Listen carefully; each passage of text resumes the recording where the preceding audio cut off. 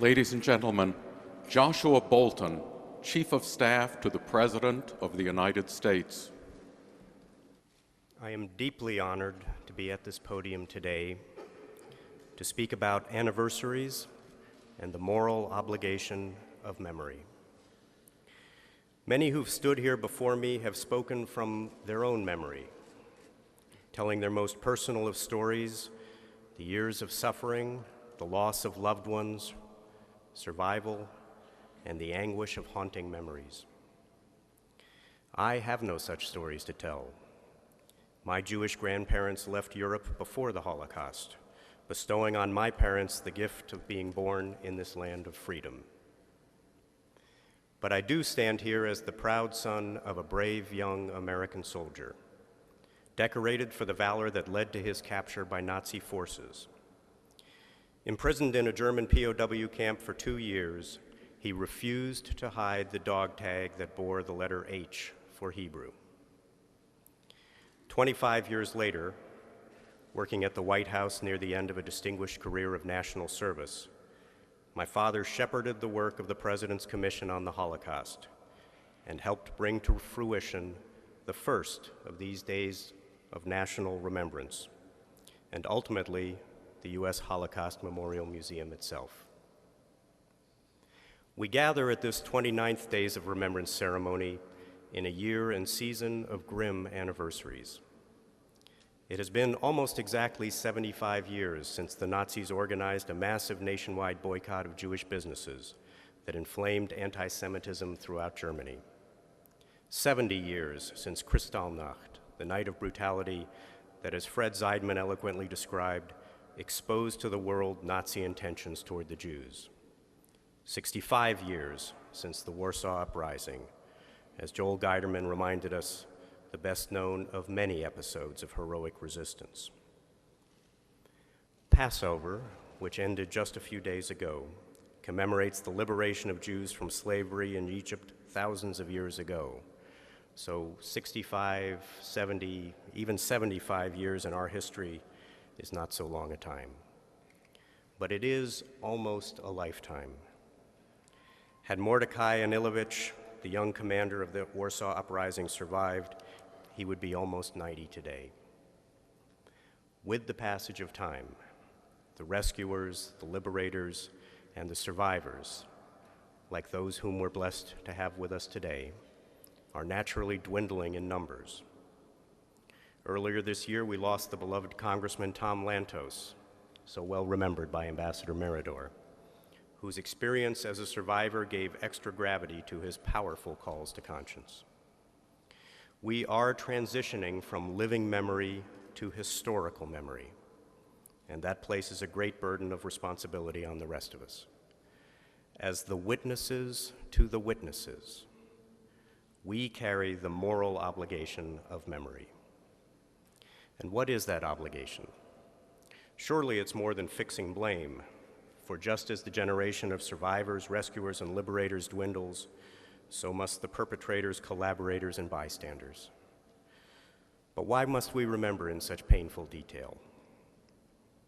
In his introduction to the Presidential Commission report that my father helped shepherd, Elie Wiesel gave an eloquent answer. First, Wiesel wrote, "We cannot grant the killers a posthumous victory.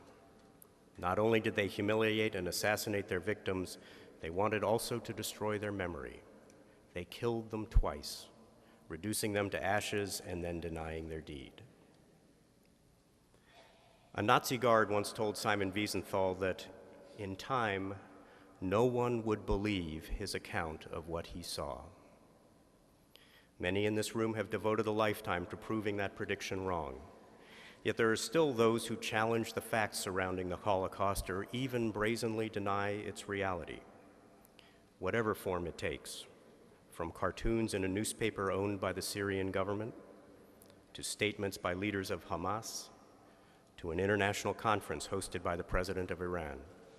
We must stand against every attempt at denial. We have an obligation to condemn these lies for what they are and remind people of the truth. Wiesel's second explanation for the moral obligation of memory is that we cannot deny the victims the fulfillment of their last wish, to bear witness. This wish is captured in Emanuel Ringelblum's Oneg Shabbat project, which Sarah Bloomfield just described.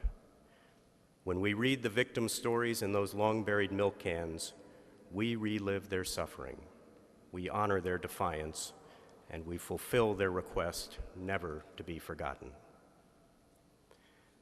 Third, and most important, Wiesel wrote, we must remember for the sake of our own humanity, because indifference to the victims would result inevitably in indifference to ourselves. We saw this indifference on shameful display at the Evian Conference, which also marks its 70th anniversary this year. At that conference, powerful nations gathered in the heart of Europe to consider the plight of Jews in Nazi Germany. Yet they mustered only excuses for inaction, refusing to make the changes in refugee laws that could have rescued millions of Jews with a simple stamp on a paper. 5 years later, with the full horror of the Holocaust primed to unfold, nations again gathered in Bermuda. This time they produced a mere joint statement, along with a bureaucratic report that arrived long after the killing machines of Auschwitz and Treblinka were operating at full force.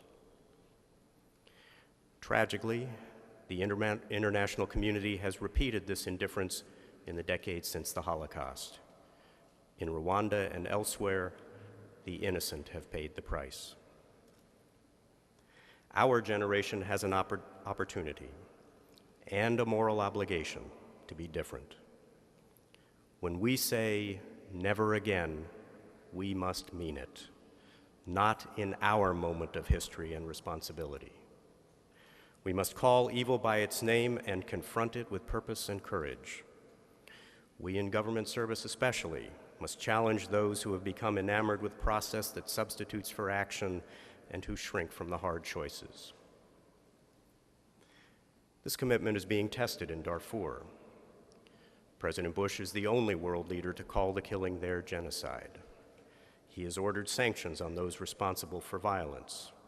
He's pledged to provide training and equipment to help African troops deploy to Darfur. Yet America remains too lonely in this effort. In the past 3 years, the UN Human Rights Council has passed more than 6 times as many resolutions against Israel as it has against Sudan. And despite repeated urging, the UN peacekeeping force has yet to deploy. It is not too late to set this right. In answering Wiesel's 3 calls, to deny the killers a posthumous victory, to fulfill the last wishes of the victims, and to affirm our own humanity, we uphold the moral obligation of memory. And in our responsibility as witnesses to the witnesses, we're blessed to have remarkable assets. First, of course, are the survivors themselves, who comprehend evil with a clarity that comes only from direct experience. As they share their stories, they do more than deepen our knowledge of history, they advance the cause of justice. We're blessed with the efforts of individuals like Father Patrick Dubois. Going door to door, Father Dubois has collected the testimony of more than 700 witnesses and bystanders to the Nazi terror in Ukraine. He's identified the burial sites of countless victims shot execution style and what has been called the Holocaust of bullets. Thanks to this good priest's work, names and stories are replacing the cold anonymity of mass graves, and witnesses who have held these memories in their hearts for 60 years are finding healing. Father Dubois, we are honored by your presence today.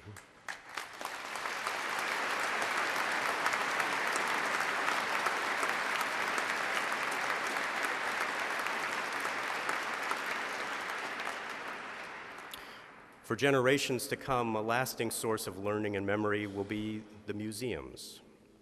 In the past year, I've had the privilege to visit 3 with the President: Yad Vashem in Israel, the Kigali Genocide Memorial Center in Rwanda, and the U.S. Holocaust Memorial Museum here in Washington. These museums commemorate loss in distinct ways, yet they all recognize that genocide is possible only by the denial of individuality. And they recognize that the best way to restore humanity is to retell the victims' stories one by one. At Yad Vashem, exhibits commemorate not only the victims lost, but also the lives lived. They show loving homes and cherished possessions, reminders of the richness of humanity stolen away. At the Kigali Center, a communal grave holds nearly 250,000 victims, and that number continues to grow as Rwandan authorities gather remains from the 1994 genocide. God only knows, literally, only God knows the identities of those who rest on that site. Yet inside the museum, exhibits display vivid Polaroid photographs of individual victims, many of them children. Beneath the photos are descriptions of simple things like a favorite sport or food, personal details that capture the uniqueness of each unfinished life. At our own U.S. Holocaust Museum, each visitor receives the identity card of a victim, the tragedy of the Holocaust on a personal scale. Already 27 million visitors there have pursued their obligation of memory. Now and always, the witnesses will far outnumber the victims.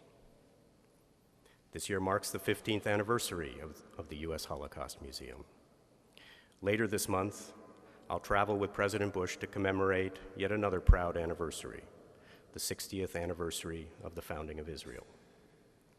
The birth of Israel just 3 years after the Holocaust reminds us that the last word need not be death and destruction. When Air Force One touches down at Ben Gurion Airport, we will see the American and Israeli flags waving side by side. And we will hear two national anthems, the Star-Spangled Banner and Hatikva, the Hope. Hope is at the center of Israel's existence. It is at the center of the Jewish faith. And it is at the center of our task during these days of remembrance. The Holocaust shows that evil is real, but hope, goodness, and courage are eternal. When we carry this truth in our hearts, we uphold the moral obligation of memory, and we summon the strength to meet our solemn pledge. Never again, not in our moment of history and responsibility.